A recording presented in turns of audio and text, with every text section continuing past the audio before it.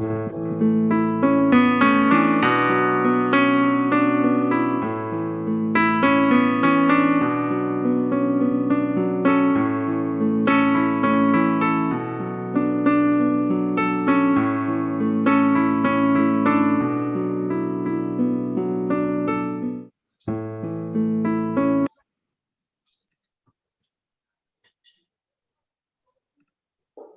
Luis. Buenas tardes. Continuamos con el programa de la primera Feria Iberoamericana del Libro y la lectura en tiempos del COVID, y lo hacemos presentando la novela de Jesús Carrasco, Llévame a casa. Os habla Luis Alfonso Limpo Piris como director de la Biblioteca Municipal de Olivenza, y está aquí conmigo la que es desde hace muchos años, por lo menos 10 o 12 años, no sé, ya hemos perdido la cuenta, la coordinadora de nuestro club de lectura. Y hablamos con Jesús Carrasco desde Olivenza, pues porque Jesús Carrasco nació en Olivenza, y precisamente lo primero que se lee en la solapa de Llévame a casa es que nació en Olivenza, y ese es el motivo de reforzar también ese vínculo por el que iniciamos esta conversación con él desde aquí. Buenas tardes, Jesús. ¿Cómo te encuentras? ¿Cómo estáis en tu casa, tu familia? ¿Estáis todos bien? Hola, buenas tardes a todos. Sí, muchas gracias, Luis. Estamos todos bien en Sevilla. Bueno, disfrutando ya de un principio de primavera que es muy luminoso, como se puede ver en el cuadro. Claro, lo que no podéis disfrutar es de la feria, porque os la han rodado como el mes de abril que decía Sabina, ¿no? Sí, no, pero la ciudad está deseando. Hay gente que ha puesto en los balcones pues, los farolillos, los mantones, las portadas de la feria. Bueno, más o menos la gente se ha ido apañando y tenemos un cierto aire a feria, aunque no tenemos feria. ¿Y tú, que la mitad de tu costado es de feria, eres feriante? ¿Te gusta la feria o no te gusta la feria?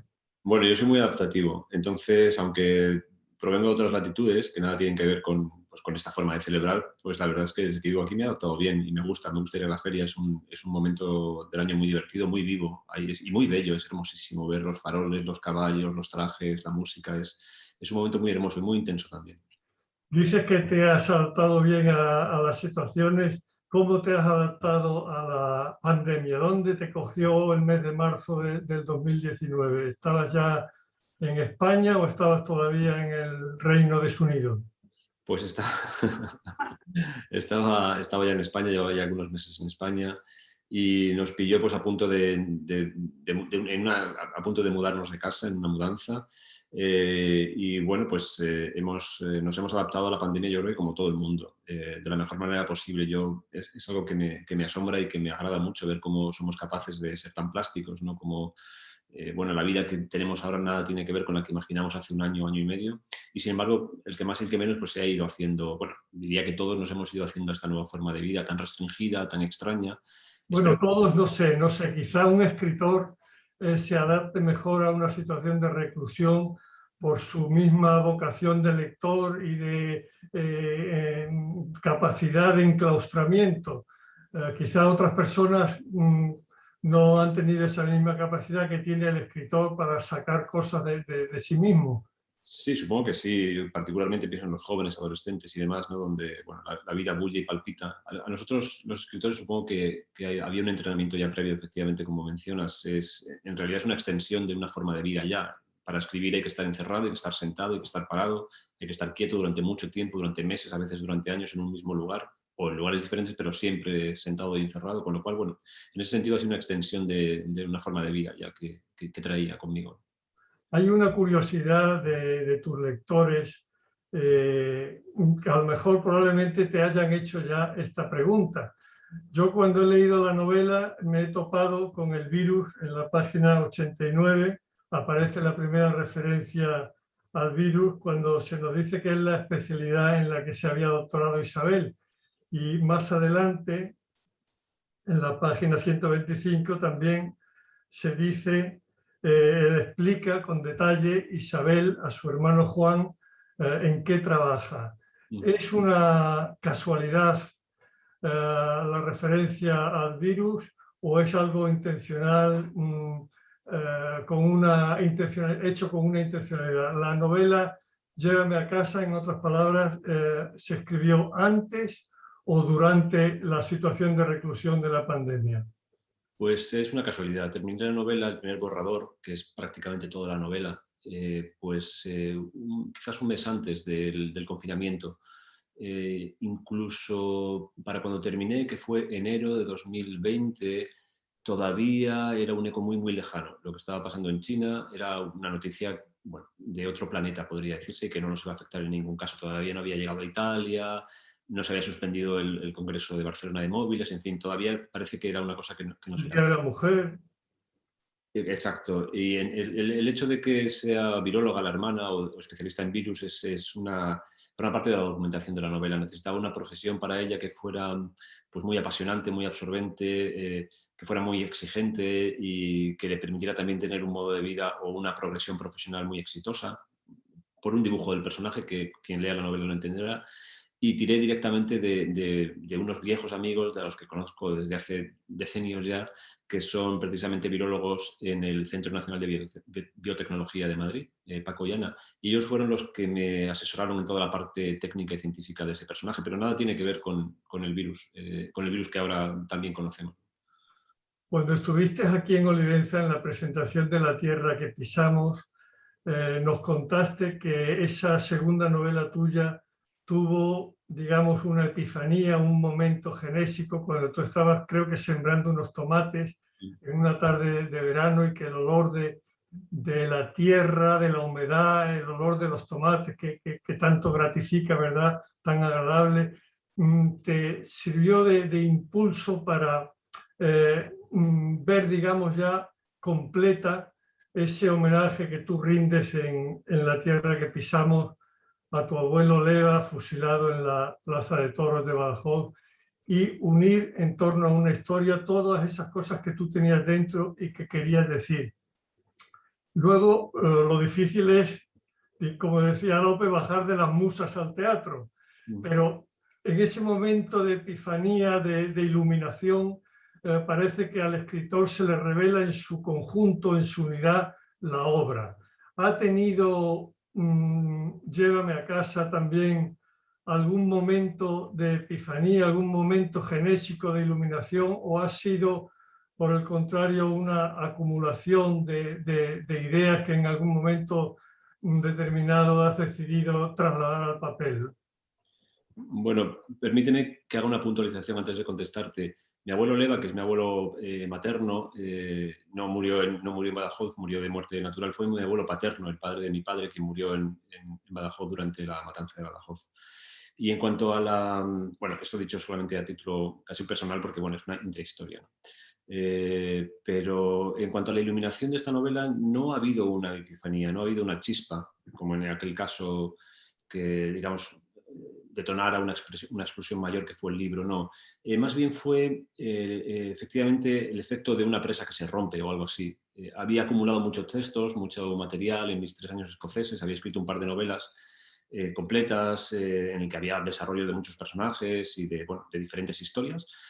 Y uno de esos personajes, que quedó como un secundario, podríamos decir, en una de esas novelas, se me apareció un día, me lo reencontré un día a principios de diciembre de 2019, recuerdo perfectamente un viernes de invierno, que subí a casa, abrí el ordenador, buscando textos, encontré ese arranque de esa novela, ese personaje, y me puse a seguir un poco el hilo que me marcaba. Y a partir de ese momento pues fue seguir y no parar durante las siguientes 5 o 6 semanas, hasta enero, como contaba antes, y tiene que ver, esa torrencialidad tiene que ver con una gran acumulación de materiales que ya traía, de gran tensión, de la incapacidad también durante 3 años de sacar adelante 2 proyectos que me habían costado mucha energía y mucho trabajo, ¿no? Entonces, bueno, fue más bien eso. Yo creo que me pilló por sorpresa, podríamos decir, con la guardia baja. No esperaba yo aquella noche de viernes ponerme a escribir una novela.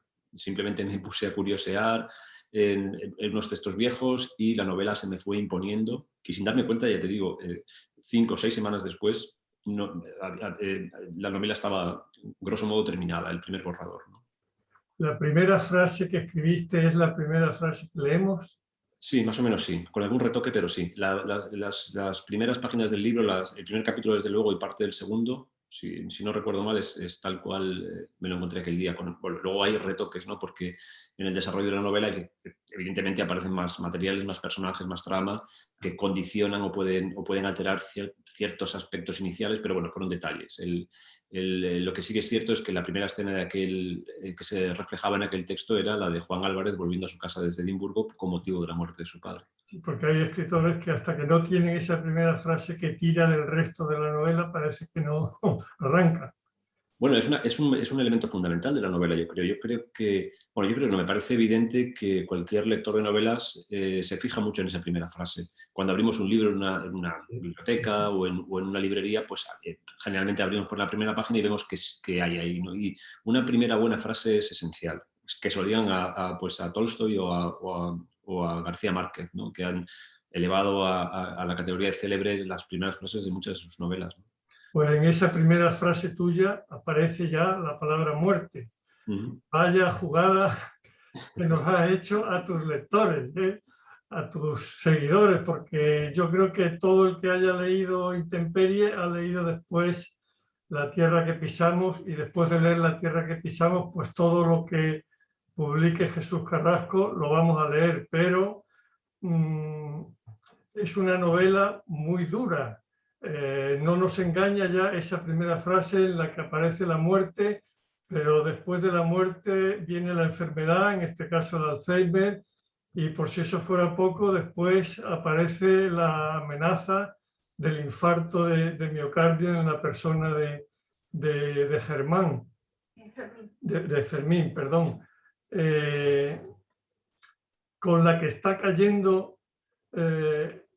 ¿No crees que a lo mejor hubiera sido preferible, en vez de el realismo doméstico, el realismo mágico? No sé, la pregunta es una novela muy valiente, sin concesiones, llévame a casa, pero ¿crees que habrá también lectores valientes para ser capaces de enfrentarse a ese texto tan duro, sin concesiones, en un momento, en estos 2 años que llevamos, con tantas muertes, con tantos problemas en las familias, con tantas crisis, con tantos problemas entre hermanos, entre padres e hijos? Bueno, también debo decir, permítame que añada cierta información que no solamente contiene esos elementos, hay otros elementos también más luminosos, esos serían los puntos más dramáticos de la novela.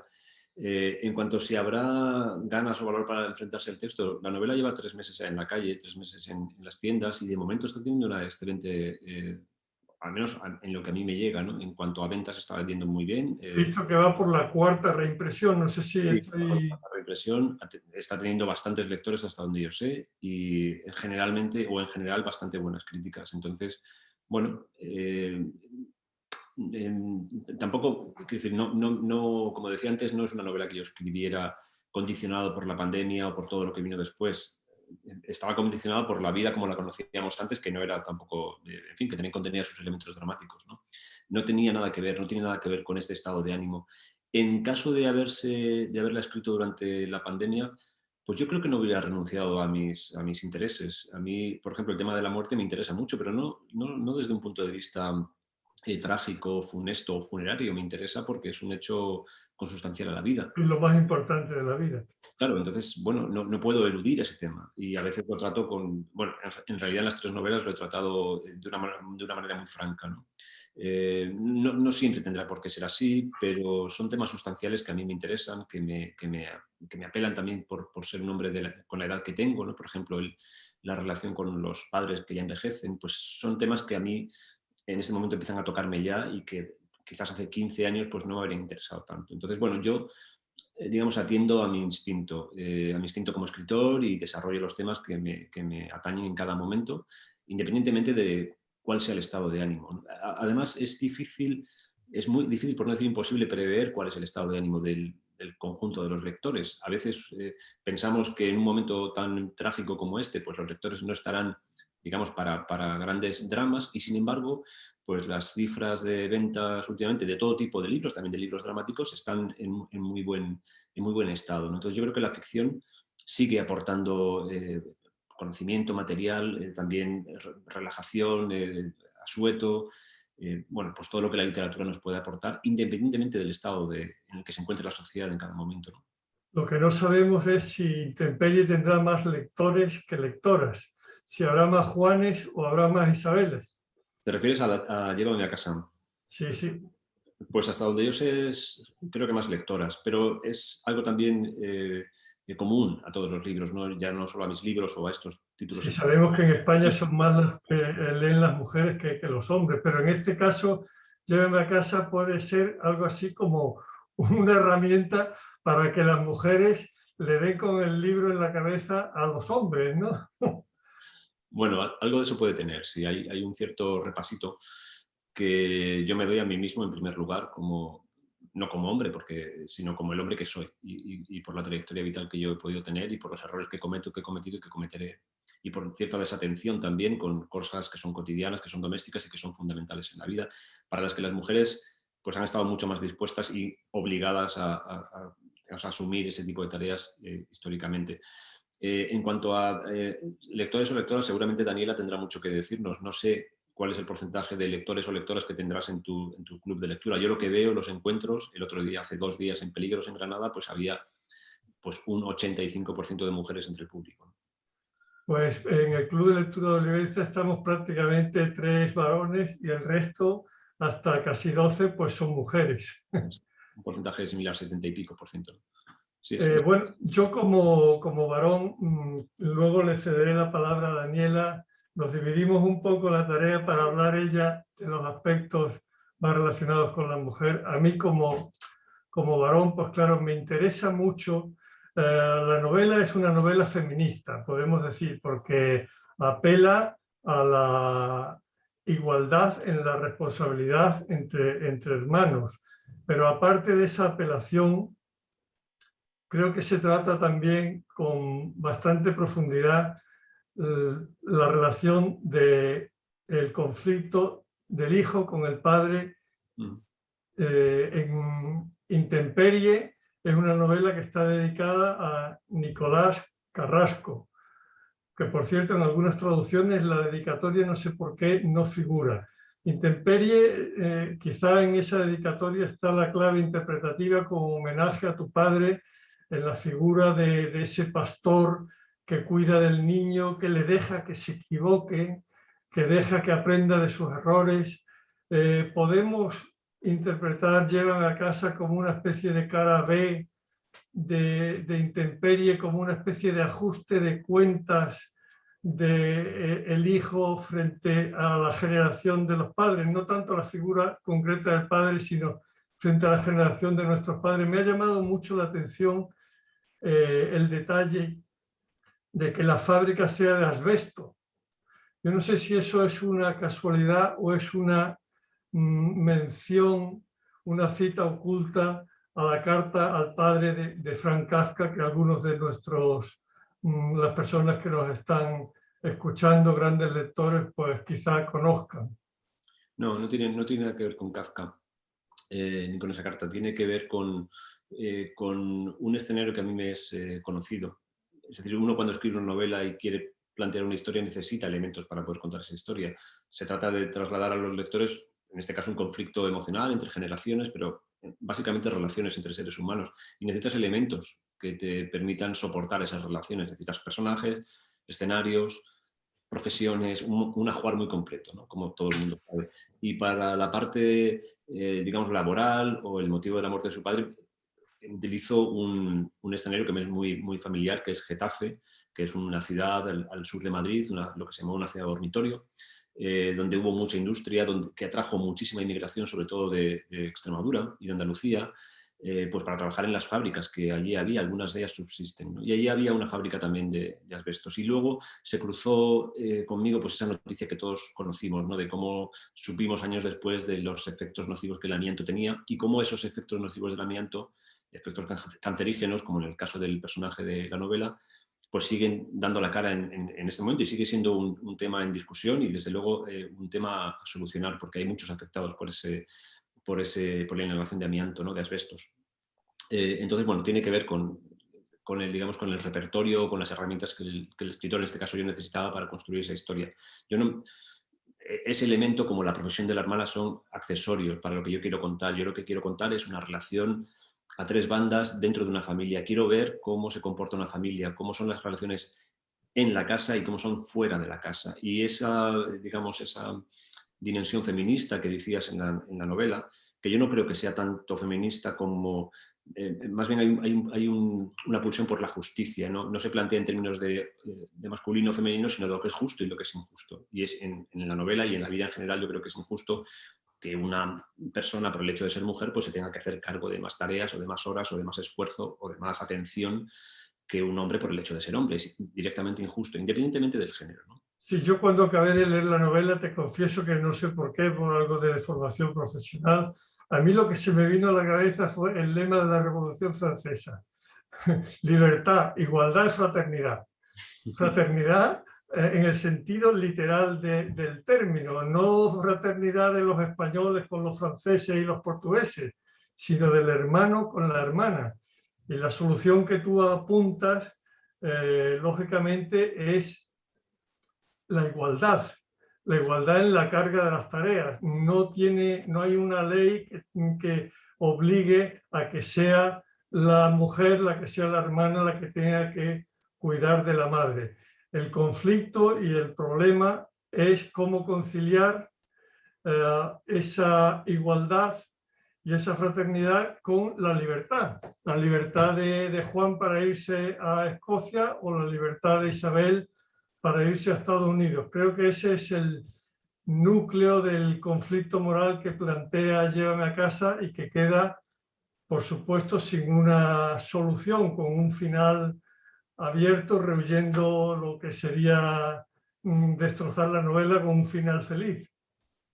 Bueno, tal y como los elementos que contiene la novela y hacia dónde se dirige, no, sería incluso poco creíble un final feliz al uso, ¿no? Tampoco yo soy muy amigo de finales felices porque no creo que la vida se comporte de esa manera. Yo practico en literatura el realismo, no es el realismo mágico, sino el realismo a secas, en este caso un realismo doméstico, podríamos decir, un realismo de lo cercano, de un radio muy, muy corto, de una observación muy, muy próxima de lo que rodea a los personajes. Hay lupa, hay tiempo presente, hay detención muy pormenorizada en determinadas descripciones para acercar al lector a esa cosa cotidiana que tiene, a esa textura cotidiana que tiene este realismo que yo practico, ¿no? Entonces, un final feliz pues hubiera sido, digamos, un salto en el tono de la novela enorme. Tampoco quiero que los lectores o los potenciales lectores que estén viendo este encuentro piensen que la novela es un dramón, digamos, de 250 páginas o 300 y pico que tiene. No, no creo que sea el caso. Yo creo que contiene las dosis de dramas que una familia normal puede vivir a lo largo de su vida. Es decir, todos estamos sujetos a la aparición de la enfermedad, generalmente nos acontece a todos, la nuestra o la de seres queridos. Todos estamos, desde luego, sujetos al envejecimiento de nuestros padres y a la pregunta que ese envejecimiento nos hace, cómo reaccionar, qué hacer, en qué posición situarnos ante ese envejecimiento y la posible ayuda que necesiten de nosotros. Estos son elementos todos que no son deseables porque cada uno quisiera hacer la vida como le plazca, pero que plantean preguntas morales, que son las que a mí me interesan. Entonces, bueno, no creo que contenga en la novela más drama que la vida de cualquier familia normal y corriente. Isabel recomienda a su hermano que lea Séneca. Se ve que hay una raíz filosófica por tu parte y una inspiración también en el gran filósofo cordobés. Sí, bueno, yo hice mis pinitos, podría decir, porque en filosofía, cuando acabé la carrera de educación física, que fue mi formación, mi titulación universitaria, me puse a trabajar como redactor publicitario y cuando ya tenía una vida profesional más o menos encauzada, ya podía agarrarme la vida medianamente bien, empecé a hacer filosofía, que es la carrera que yo creo que hubiera hecho en otras circunstancias, ¿no? Filosofía o literatura o historia del arte. Y empecé a estudiar filosofía porque es una disciplina que siempre me ha interesado y que sigo leyendo. Y entre el gran repertorio de filósofos y de pensamientos que hay en la historia de la filosofía, Séneca es un autor que siempre me resultó muy cercano. No sé si en cierto modo me recuerda a mi padre también, el ejemplo y la filosofía de Séneca. Y ella, Isabel, en el libro le recomienda a su hermano que lea las cartas a Lucilo. cuando le habla de Séneca habla de la brevedad de la vida, ¿no? Que es un pensamiento hermosísimo de absoluta actualidad, ¿no? Cuando Séneca le dicen no dediques tu tiempo a los deberes de la cortesanía, no dediques tu tiempo a las envidias o en fin, a inquietudes banales. Céntrate y piensa qué es lo verdaderamente importante, en qué se te está yendo la vida. Y eso es lo que le dice Isabel a su hermana a través de Séneca. Y también es una invitación al lector, o sea, es una cita bibliográfica directamente dirigida al lector, una invitación para que abran las cartas de Séneca. Eso te iba a decir, que siempre cuando comentamos en el club de lectura un libro, siempre inevitablemente surge la genealogía de esa obra conectada con otros títulos. Yo conectaría Llévame a casa, aparte con la carta al padre de Franz Kafka, con las cartas de Séneca y también con una novela que leímos en su momento de Laura Restrepo, que es Como agua para chocolate, que no sé si conoces, Sí, en la que se denuncia cómo en la cultura, que es muy común también en la cultura campesina de Extremadura, los hijos destinados a labrar y una hija para cuidar de los padres cuando sean mayores, ¿no? El problema en nuestra sociedad actual es que la esperanza de vida ha aumentado y entonces se da el caso de que los padres viven más y los hijos llega un momento en que también ellos están con problemas físicos y no se ven en la imposibilidad de cuidar a los propios padres. Y entonces la única y dolorosa salida que queda pues es lo que se evita en la novela y lo que trata de evitar Juan, que es el ingreso de la madre en la residencia, ¿no? Cuántos dramas y cuántos problemas y cuántos conflictos no habremos tenido en estos tiempos que estamos pasando de pandemia, como los que se reflejan en Llévame a casa, que es una novela, no podemos decirla oportunista porque ya nos has contado que fue escrita antes, sino oportuna, plenamente oportuna. Creo que has dado sin querer en la diana al 100% y eso pues, puede explicar que vaya por su cuarta reimpresión ya la novela. Bueno, creo que sí que tiene esa fortuna de la novela. Yo creo que sucedió algo similar con Intemperie. Tocó inconscientemente pues un estado de ánimo o una especie de electricidad que había en el ambiente lector y que conectó a muchos lectores inesperadamente con esa novela y que creo que en este caso también el signo de los tiempos, el contexto en el que vivimos, ha conectado y conecta a muchos lectores con esta novela. Pero independientemente de la pandemia, que ha puesto de manifiesto algo que ya existía, por ejemplo, pues la multitud de residencias de ancianos o cómo nos hacemos cargo de los padres, en cada familia a su manera, ¿no? Como decía Tolstoy, en otro sentido. Independientemente de eso, yo creo que hay un tema general que no tiene nada que ver con la pandemia y es que, por ejemplo, como decía antes, que llega un momento de la vida en que los padres envejecen y nos plantean una pregunta retórica, si se quiere, omitida, eludida, lo que sea, o explícita. ¿Qué hacemos ahora? ¿No? ¿Qué puedo necesitarte? ¿Dónde me sitúo? ¿Y cómo colisiona eso con la libertad también absolutamente legítima de cada individuo para seguir adelante con su vida, ¿no? La pregunta que subyace es si existe digamos, un deber moral ineludible,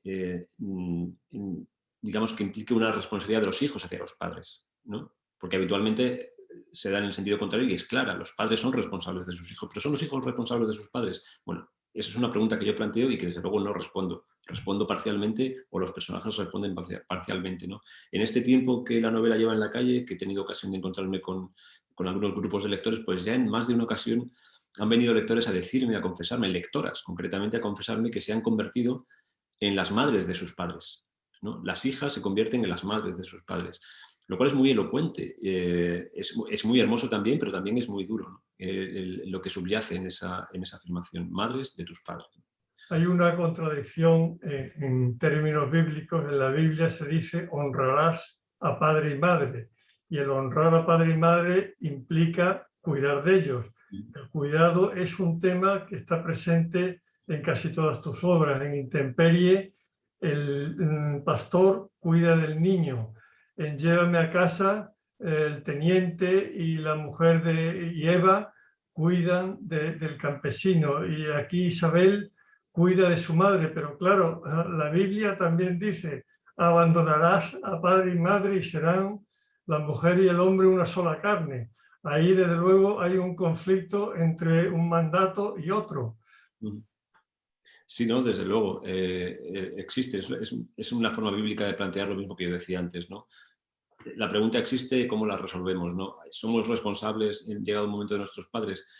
Yo no he querido responder a esta pregunta explícitamente, no he querido dar mi opinión, no escribo novelas para dar mis opiniones sobre el mundo en particular, sino más bien para ofrecer preguntas. Una pregunta que yo me hago y que yo respondo de una forma particular que tampoco creo que interese a nadie. Tiene que ver con mi familia, con mi madre, ya me organizo yo, ¿no? con mi vida privada. Pero en lo que pueda tener de debate público yo ofrezco una pregunta, ¿no? Cómo cada uno responde a esa cuestión que yo creo que lo que tiene de sustancial es que es ineludible. No es tanta la respuesta que demos a esa pregunta, que cada familia tendrá que, o cada ser humano, cada individuo tendrá que responderla a su manera, conforme a sus circunstancias, de todo tipo, materiales, emocionales, vitales. No creo que sea tanto no creo que la respuesta sea tan importante como el hecho de que es ineludible. En el momento en que se plantea, tenemos que responder a esa pregunta de una manera u otra. No podemos escabullirnos. Bueno, al menos ese es mi punto de vista, ¿no? Entonces, para mí eso es lo esencial de la pregunta y es lo que he querido trasladar en esta novela. La condición ineludible de esa pregunta, el hecho de que el personaje, en este caso Juan, no pueda escaparse a esa pregunta, que tenga que responder de alguna manera, y él responde de una manera. Los lectores del libro pues descubrirán de qué manera particular Juan Álvarez se hace cargo o no se hace cargo de esa responsabilidad sobrevenida con la que no contaba. Estaba ahí detrás, por supuesto, pero le ha sorprendido, como tantas cosas nos sorprenden a lo largo de la vida, y él tiene que solventar esa papeleta.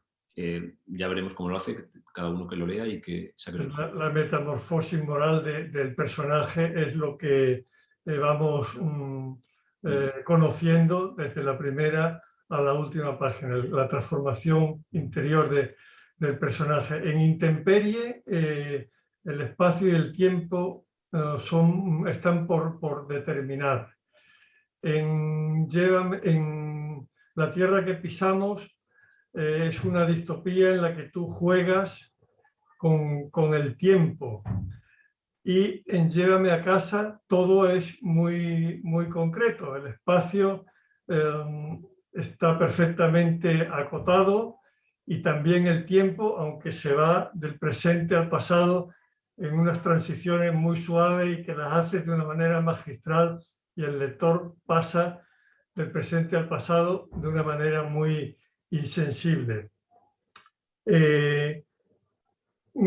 Hay una estructura dialéctica en Llévame a casa que es muy obvia entre los dos polos de ese conflicto al que te referías, y que está subrayada de alguna manera por la oposición entre el norte y el sur, entre lo exótico, el volcán extinguido, los parques, la nieve frente al calor mesetario, el paisaje cutre de la nave con los cristales rotos en la canícula de agosto en el centro de la península.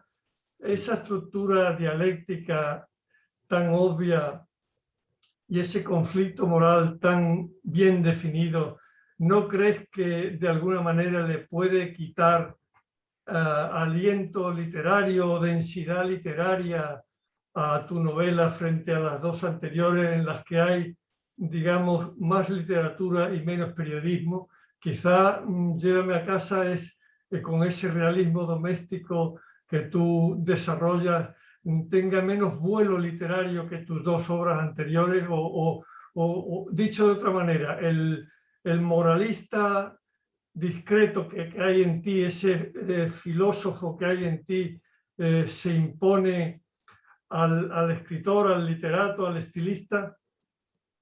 Pues no lo sé, es una pregunta que no me han hecho nunca y que yo tampoco me he hecho. No he reflexionado acerca de la novela en esos términos. No sé si soy un moralista. Soy un ser humano, un hombre interesado por los asuntos morales, absolutamente. Quiero decir, cuando hablamos de moralismo, no quisiera ser yo el que digamos, ofrece recetas o soluciones. No la tiene. Llévame a casa, desde luego, no da una receta. El que juzga en ningún caso. Quisiera ser en todo caso, y humildemente quien pone delante, o el negro sobre blanco, pues una pregunta de índole moral. Eso sí lo hago. Y en este caso, pues no sé, no sabría decirte.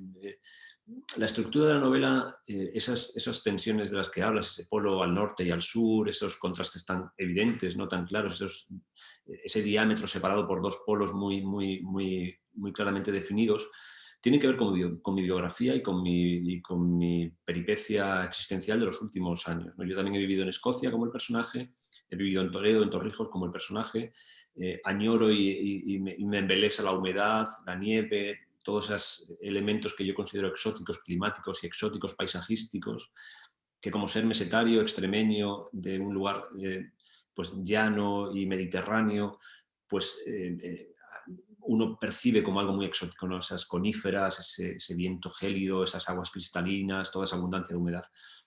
Bueno, yo digamos que he tomado también esos elementos porque me eran muy próximos para desarrollar la novela. Yo he hecho ese viaje entre Escocia y España en muchas ocasiones, no solamente de manera física, sino también emocional, espiritual. Sigo haciendo ese viaje emocionalmente. Enfrente de mí, en mi escritorio, tengo un mapa de Edimburgo, un plano de la ciudad.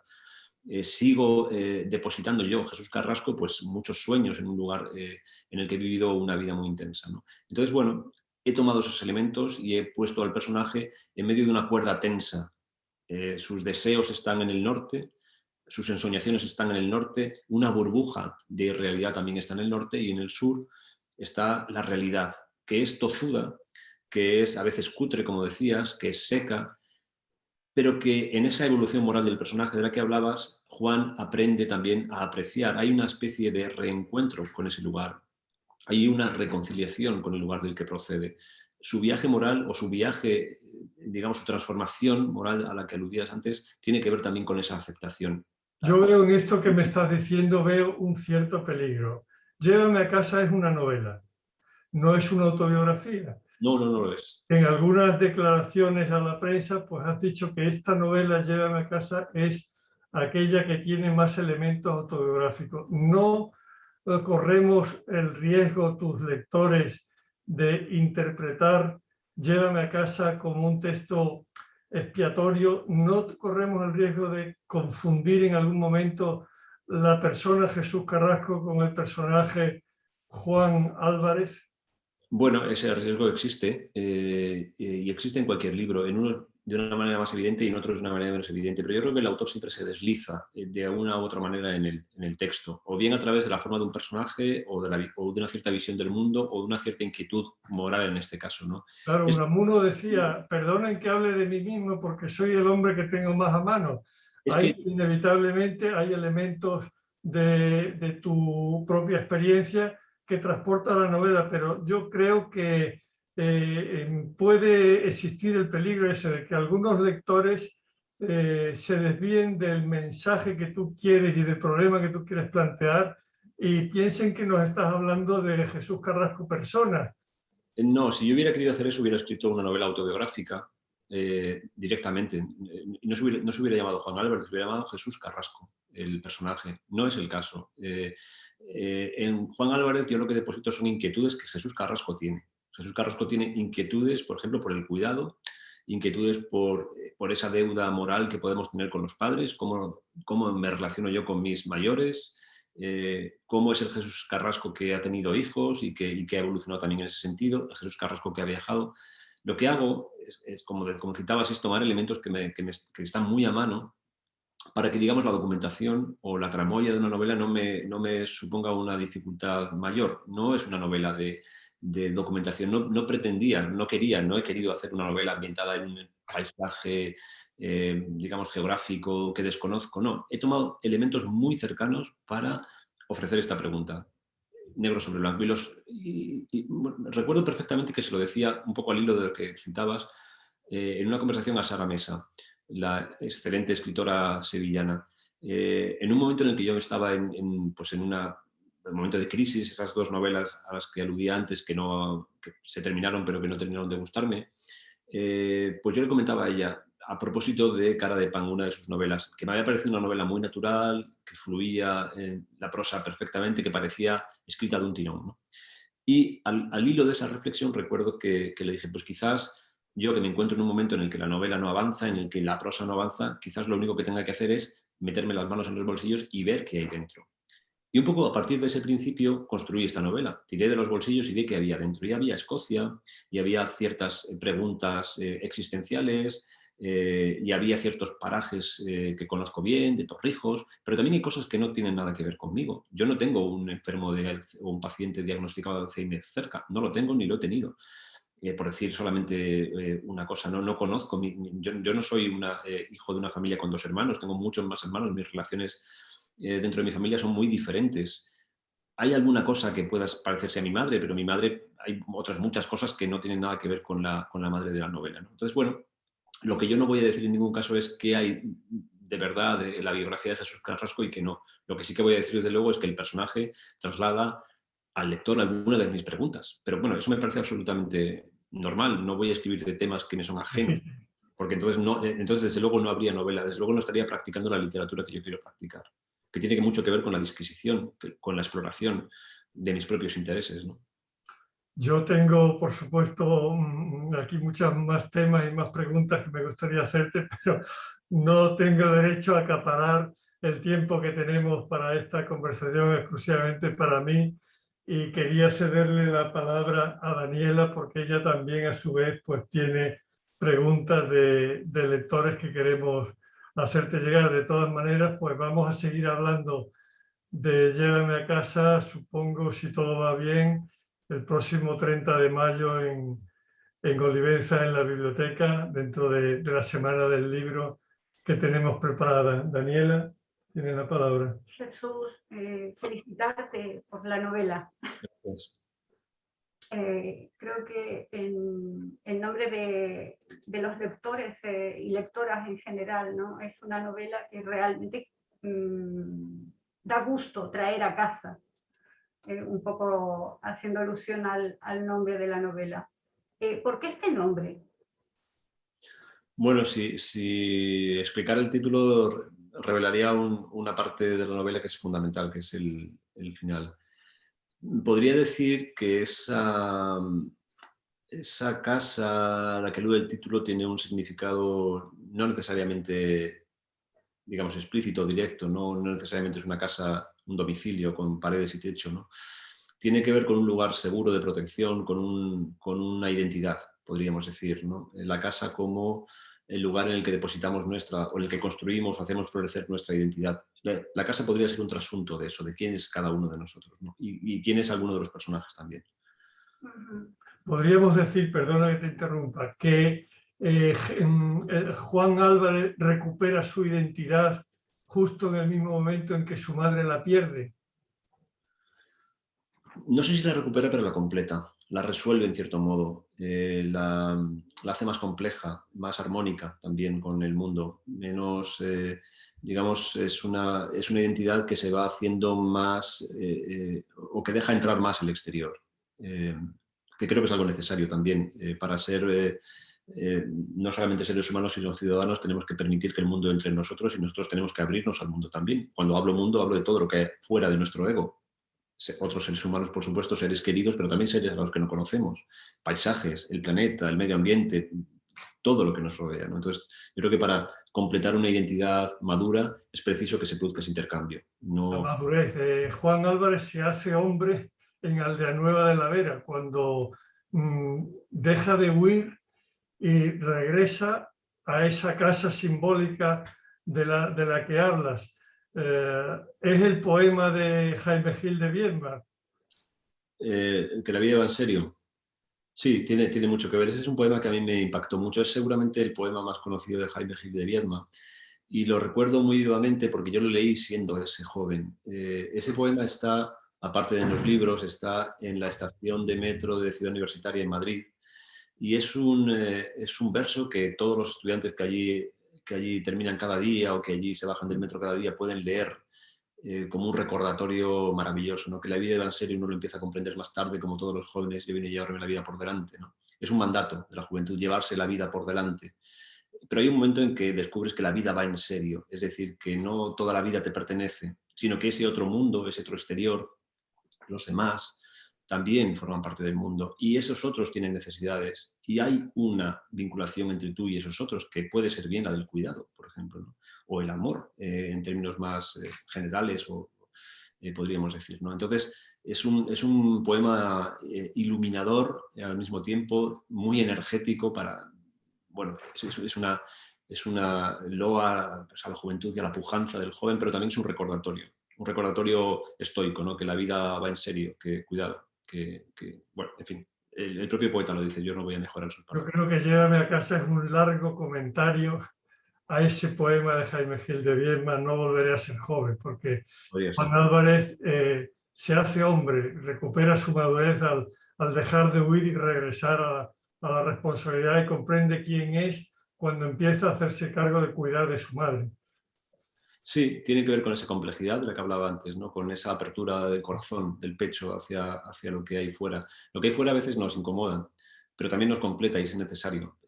Somos seres sociales, no sobreviviríamos ni 2 días cada uno de nosotros por nuestra cuenta, no tenemos que aliarnos. Lo hemos hecho desde siempre, desde que somos una especie, ¿no? Y yo creo que eso es consustancial a la condición humana. Y Juan no hace otra cosa que nadar en esa humanidad y tratar de encontrar, a veces buceando en aguas profundas y turbias, dónde está su identidad, quién es él y quién ha de ser él, ¿no? Ha de completarse. La novela probablemente no sea otra cosa que asistir a la evolución, como decías antes, moral del personaje o a su transformación, ¿no? Ese es el camino que hace el personaje. Y es un camino que yo creo que también es común a muchos, bueno, diría que a todos los seres humanos, cada uno se puede reconocer en un aspecto, pero todos los seres humanos, o generalmente todos o casi todos, sufrimos esa evolución a lo largo de la vida, ¿no? Nos vamos encontrando con diferentes etapas que nos van modelando, nos van dando forma, ¿no? Y eso es lo que le pasa a Juan Álvarez, no le pasa otra cosa que la vida a Juan Álvarez. Jesús, hay, bueno, muchísimos temas para reflexionar en la novela, pero uno que me llamó particularmente la atención fue el tiempo. Y sobre todo retratado en el polvo sobre las cosas. Ese es un momento que tiene la novela que es impactante. El saber que sí hay polvo sobre nuestro entorno, sobre nuestra vida, sobre nuestros recuerdos, pero también en nuestro futuro. Hay algo que se va a acumular ahí. Sí, el polvo tiene una función simbólica importante en la novela. Nos habla del tiempo, del paso del tiempo, cuando se deposita en los muebles y nadie pasa por ahí un paño, ¿no? Nos habla del paso del tiempo, pero también nos habla de la incomunicación, por ejemplo, ¿no? Cuando el personaje dice que entre su padre y él, Sí. y entre su hermana y él hay toneladas de polvo, ¿no? Yo creo que el polvo es esa sustancia que se asienta si no se hace nada, es decir, si no se vive, si no se actúa, lo que sucede es el polvo. Cae, se deposita, lo que sucede es el silencio, es digamos, esa tendencia que tienen los cuerpos a la detención, a consumir el mínimo de energía, ¿no? Entonces la vida es justamente lo contrario, es una aplicación de una energía pues a los cuerpos y a los espíritus, ¿no? Entonces, cuando no se hace nada, cuando no se vive, lo que acontece es el polvo. Y al final terminamos siendo polvo en términos bíblicos también. Y el polvo tiene esa función en la novela, la idea de hablarnos del tiempo, pero también de la incomunicación, del silencio, de algo que es indeseable. También nos habla del descuido. No, la novela, como decía Luis, tiene mucho que ver con el cuidado, es un tema central en la novela, y el polvo es lo que acontece, o es la consecuencia del descuido, ¿no? De la dejadez. Desde mi punto de vista, la vida y el cuidado son una misma cosa, por tanto, el descuido pues, es algo parecido a la no vida, ¿no? Siguiendo el hilo de lo que comentas acerca del cuidado, eres padre. Sí. Nosotros también lo somos. Y una de las cosas que me ha llevado a la reflexión al leer la novela es estoy dando un pie para que mis hijas, en este caso, sean libres, gocen de libertad, eleven sus alas. Estoy de alguna manera educándolas también para cuando llegue el momento en que las necesite. Eso es algo que me quedó un poco... Y con todas esas alas, con toda esa libertad que les estoy dando, ¿serán ellas capaces de compensar esta necesidad que tendré si llego a esos años? No sé. ¿Qué crees tú? ¿Estamos de alguna manera educando para eso? No lo sé, cada familia se organiza de una manera distinta. Yo sí que creo que en la libertad de los hijos, en la educación de la libertad, hay una paradoja muy dolorosa para los padres. Es decir, los padres confundir paternidad con propiedad puede ser muy sencillo, en el sentido de que vienen los hijos, nos dan ese caudal infinito y cristalino de amor incondicional, pero lo paradójico es que no se quedarán con nosotros para perpetuar ese cariño que es esa bomba, digamos, que nos insufla vida siempre, que es el amor. Llegará un momento en que, como decía también Gil de Viedma, volarán. Y nosotros los padres tendremos que facilitar ese vuelo. Y me parece un momento muy doloroso, pero muy hermoso al mismo tiempo, ¿no? Yo creo que es el gran gesto de amor, ¿no? El haber criado para luego dar la libertad. Entonces, desde mi punto de vista, la crianza tiene que ser en libertad. Ese valor tiene que ser fundamental. Y en el mejor de los casos, nuestros hijos emplearán esa libertad para decidir que quieren estar con nosotros también. Que aquello que les hemos dado, que es esa misma libertad, es un valor tan positivo, es una muestra de amor tan importante, tan grande, que iluminará sus vidas. Y yo espero, en el mejor de los casos, que también estén con nosotros hasta el último de los momentos. Eso es lo que yo deseo. Pero desde luego no por una obligación, no por una imposición, sino por una noción compleja y completa y plena del amor y de la libertad, que son dos caras de la misma moneda desde mi punto de vista. Entonces yo creo que sí, que la educación en libertad revertirá positivamente. Luego la vida, no sé, el viento propone, la vela propone y el viento dispone, ¿no? Como decía el refrán, cada familia y cada circunstancia acontecerá como tenga que ser. Pero yo creo que es inevitable para una buena vida en entregarnos a nuestros hijos con amor y permitir que vuelen libres cuando llegue el momento, ¿no? Y además facilitarles ese vuelo con amor, abrirles la puerta con amor y con el dolor que eso supondrá para nosotros.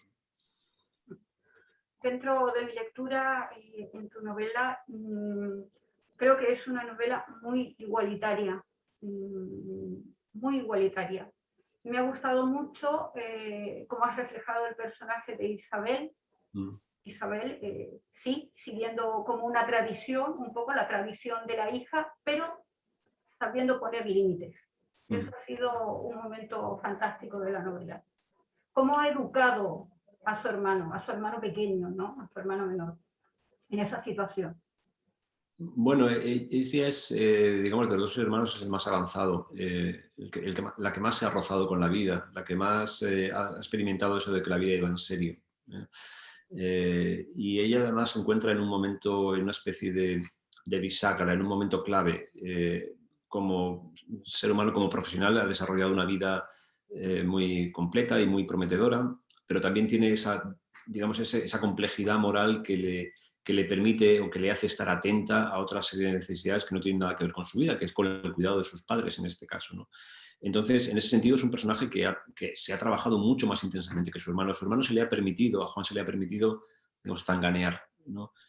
Centrarse en su propio ombligo. Nadie le dijo que fuera de su ombligo hubiera un mundo que mereciera la pena. Y él ha seguido con esa inercia, con ese privilegio que le permitían, ¿no? Pero llega un momento en que la vida se le ha puesto delante con la cara de su hermana, y su hermana es la que le dice, bueno, pues espérate, que todavía no hemos terminado, ¿no? Que hay una serie de obligaciones que exceden a tu ombligo, hay una parte del mundo que te atañe y que no forma parte de ti mismo, sino de los demás.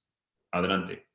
Y es ella la que le invita a recorrer ese camino que es doloroso, pero que es necesario y que para mí es absolutamente, digamos, que tiene todo el sentido común, es justo. Él tiene también que hacerse cargo del cuidado de sus padres y, bueno, no diré cómo, pero su hermana no le deja otra opción que hacer. Basta ya de Superwoman, podríamos decir, ¿no?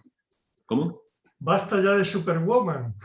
Bueno, sí, ella a la fuerza es una superwoman. Yo creo que muchas mujeres, bueno, muchas no, diría que todas las mujeres a las que se han visto obligadas a ser superwoman, pues renunciarían perfectamente a esa categoría. Si ser superwoman significa tener que desarrollar una carrera profesional, a veces generalmente con muchas más dificultades que los hombres, y además hacerse cargo de todo lo que está detrás del escenario, pues ¿para qué quieres ser superwoman?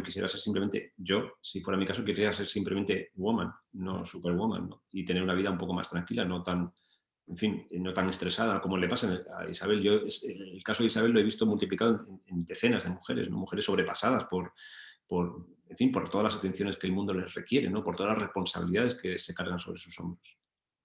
Jesús, es una novela muy visual, muy visual. Al leerla había una imagen clarísima de cada uno de los personajes, de sus entornos. ¿Te gustaría verla en el cine? Sí, claro. Me encantaría verla en el cine, sí.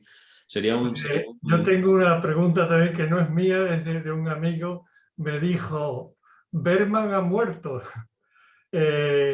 Intemperie tuvo su Zambrano, Mm.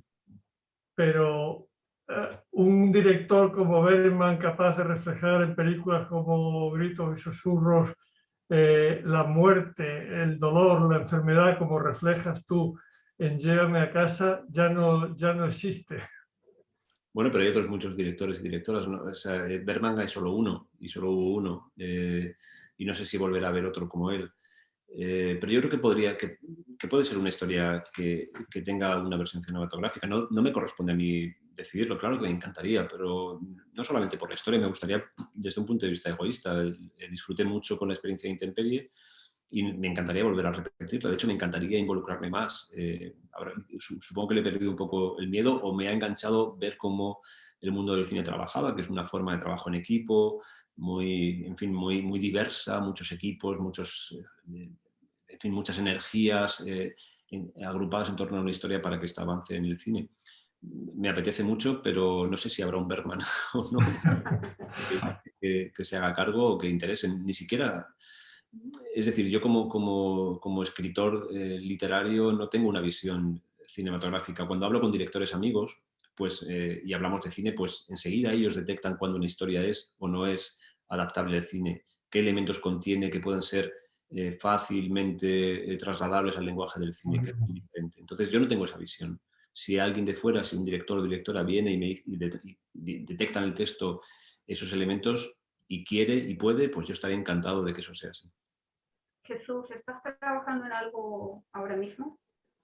Pues ahora estoy un poco parado porque la promoción y algunos viajes que empiezan ahora pues me tienen más bien distraído, pero tengo un texto bastante avanzado que es algo así como un ensayo narrativo o algo así. Que eso sí que ya tiene que ver, ahí sí que está Jesús Carrasco como personaje o como sujeto literario. No porque quiera hacer una biografía o una autobiografía, sino porque soy el que mejor conoce ese paño, el paño del que quiero hablar, ¿no? Entonces, bueno, pues ahí no me voy a ocultar, no tiene nada que ver con mi intimidad ni con nada parecido, es más bien una exploración sobre las manos, que es una parte diría del cuerpo, pero que del mundo que me interesa mucho, ¿no? Lo táctil, el trabajo manual. Luis enseguida entenderá de dónde procede este interés mío, ¿no? De quién procede este interés mío, ¿no? De ver el mundo a través de las manos, ¿no? Es un ensayo en Todos los que fuimos alumnos de tu padre lo podemos comprender. Claro, exactamente, has dado en el clavo. Ese hombre al que, como comentábamos hace poco, el personaje de Galdós, Francisco Bringas, obedecía el hierro y la madera. Hay una preguntita técnica, digamos, que también me han transmitido, y es: Torrijos existe, Edimburgo existe, Aldeanueva de la Vera existe, pero Cruces no. ¿Por qué? Bueno, porque digamos me acojo al mismo principio que un periodista se acoge para no revelar sus fuentes. Digamos, el pueblo de Cruces es un trasunto de un pueblo que sí que existe y bueno, por petición de mis fuentes, pues he preferido no nombrarlo tal y como es. Pero bueno, en cualquier caso creo que funciona bien. Me ocupé de que fuera un nombre neutro, que no estuviera muy connotado en cuanto a, bueno, pues, en cuanto a la zona de España en la que pudiera proceder, y que fuera muy complejo, que fuera un nombre sencillo y que fuera perfectamente español, y que no existiera en abundancia digamos, en el conjunto de los pueblos de España. Y Cruces, pues, me pareció un pueblo que podría ser un pueblo de cualquier lugar del territorio español y desde luego de la zona central de España. Como son ya prácticamente las 7 y no queremos abusar de tu tiempo, yo quisiera, aparte de agradecerte tu disponibilidad y el tiempo que nos has dedicado, acabar este coloquio con una alusión a un libro que no sé si conoces, de Manuel Simón Viola, que es Fronteras. No, no conozco. Se ha editado hace unos cuantos meses por la Diputación de Badajoz y es un poco la antítesis de Llévame a casa. A mí Llévame a casa me ha recordado mucho el capítulo en el que Luis Landero en El Balcón en invierno cuenta cómo no pudo, cómo no quiso estar y asistir a su padre en su lecho de muerte, cómo se escaqueó, cómo se fugó, igual que hace Juan Álvarez, ¿no? Cómo se va de esa responsabilidad y nos deja, por lo menos a los varones, un cierto sentimiento de culpabilidad, de remordimiento en esa mala relación que tenemos a veces los hijos con los padres, reflejada también por Kafka en su carta al padre. Yo a los varones a los que deje mal sabor de boca o un paladar amargo la lectura de Llévame a casa, me atrevería a recomendarle que lean esta novela de Simón Viola. A ti también te lo recomiendo porque es un poco la antítesis de Llévame a casa, en el sentido de que es la buena relación de un hijo con su padre y el homenaje que presta el hijo de una generación, pues igual que la nuestra, los nacidos en los años 50, principios de los 60, en un entorno rural, que hemos podido estudiar, que hemos podido acceder a la universidad, pero que no llega a entrar en conflicto con lo que representa el mundo de los padres, esa generación de la posguerra, educada en la sobriedad, educada en la represión de los afectos, y que tú también reflejas en contraposición con esas familias de las películas americanas donde todo es muy guay, donde todos se llevan muy bien. A todas las personas que nos han seguido, a todos los que nos están escuchando, pues muchas gracias por su atención y sobre todo a ti, Jesús, por prestarte a esta colaboración con la primera Feria Iberoamericana del Libro y la Lectura, en la que hemos hecho pues, de la necesidad virtud. Esperemos que pronto podamos tomarnos un café y quitarnos esta mascarilla y vernos las sonrisas. Muchas gracias, Jesús. Muchas gracias. Muchas gracias a vosotros y a la feria. Un gusto.